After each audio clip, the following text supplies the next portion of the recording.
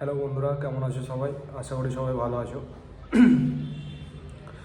তো উল্টোপাল্টা সময় খরচা না করে মেন কথাতেই আসি।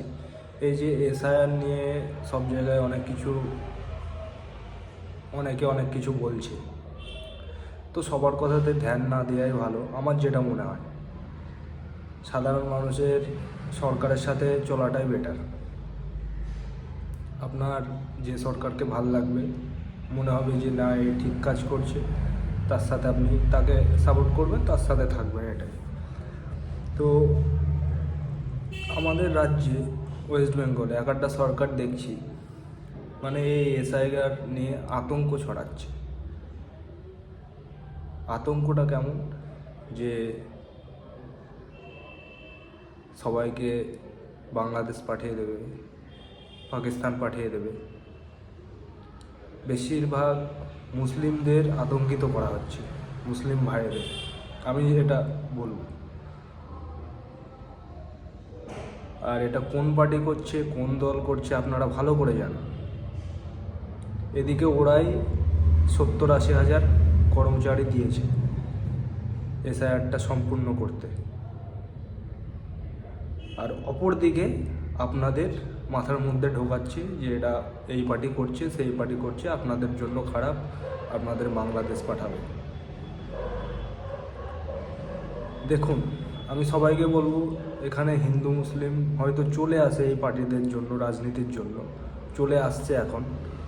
তো আমি বলবো যে হিন্দু মুসলিম না করে যারা প্রকৃত বাংলাদেশি, রোহিঙ্গা হোক বা অন্য কিছু হোক, পাকিস্তানি হোক, যেখানকারই হোক, তাদেরকে সরানো দরকার। কেননা এখন মার্কেটের যা অবস্থা হয়ে গেছে, মানে কাজকর্ম আমরা হয়তো করছি, ঠিক আছে, আমরা কাজকর্ম করছি, হয়তো অনেক দিন ধরে করে আসছি, তাই হয়তো করছি, টুকটাক করে চলে যাচ্ছে আমাদের। এবার কি বলুন তো, বাইরে থেকে অনুপ্রবেশকারীরা এসে আমাদের কাজগুলো খেয়ে নিচ্ছে। তো এই এসআইআরটা হওয়া দরকার আমার মতে। আর এই যে উল্টোপাল্টা আপনাদের বোঝাচ্ছে যেসব পার্টিরা, যেসব দলরা, আপনারা প্লিজ আতঙ্কিত হন না, ঠিক আছে? মুসলিম ভাইদের আমি ভালো করে বলবো, বিশেষ করে বলবো, কেননা আপনাদের একজন নেতা আমার খুব ভাল লাগে, নওশাদ সিদ্দিকী বলে ছেলেটার নাম, আইএসএফের মনে হয় বিধায়ক, মনে হয়, আমি খেয়াল করি না। তো ওর কথা শুনতে আমার খুব ভাল লাগে। তো ওর কথা শুনে ও যেটা বলছে সেগুলো করবেন।